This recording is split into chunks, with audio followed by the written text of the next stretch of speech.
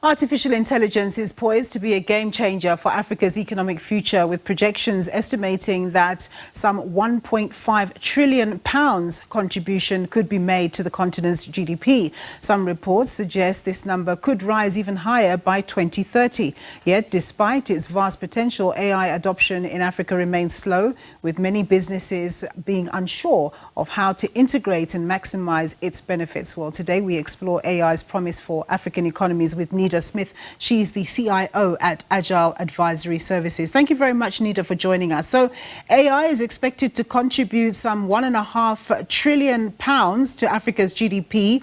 Over what period are we talking, and what are the key industries that stand to benefit from this transformation? So thank you for having me. They are estimating the growth in the next 5 years within the continent. Okay, the major industries, I see that AI can benefit our industries across the board. Even things like farming can benefit, healthcare can benefit. That is the lesser known benefits of AI, or industries that AI can. A lot of focus is being given to fintech within the market and manufacturing, but I feel that we can also help our education system, we can help our farming and agriculture, we can help our healthcare systems also. And there are case studies already where those things have been improving in the rest of Africa. Yeah, I think it's safe to say that your big corporations, they have the benefit of being able to attract skills, skilled people in the area of AI. But for ordinary businesses, I mean, many of them struggle with AI adoption due to a lack of understanding. What are some of the biggest misconceptions about AI that need to be addressed that they will then be able to incorporate in their businesses? Yeah, one, I think it's important for businesses as a whole to understand what AI can and can't do. I think a lot of problems come in when businesses just adopt the approach that they need to implement AI. Where, to me, when I advise people, I look at it more from what are the business problems, what are your business use cases, and then see how AI can solve those.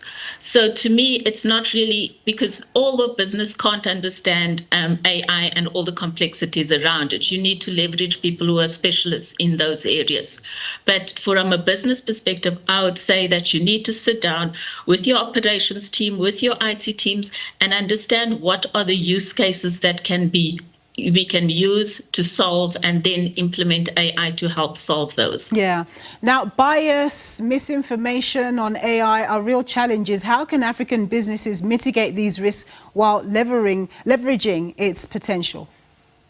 Yeah, to me, it's a bit of a passion for me, is the whole bias within AI.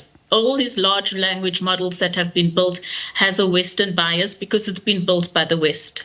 Okay, I do believe that Africa needs to start developing their own large language models. There are companies in place across the continent. Here in South Africa, you have somebody like Lelapa that's building local language models on our histories, on our languages, with our text, to improve not just the development of tools, AI tools, but also building these large language models to get our values, our culture across to the world. Of course, we always need an enabling environment for business, for consumers, etc. So what policy changes or investments or training initiatives need to be invested in for us to get ahead as the continent?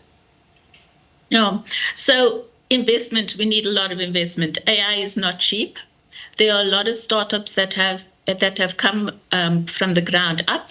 There are a lot of people, research companies, like I mentioned, Lelapa, who's trying to develop these languages. Those people need more investment in the country, right? We need that infrastructure developed. We need more money put into it. Training, there's an immense need for training on our continent around this, how to use the tools, how the tools can benefit them. Around the policy question, to be honest, I will leave that to the experts but to deal with that. And I know the government has a working group that is working on our AI policy document as we speak.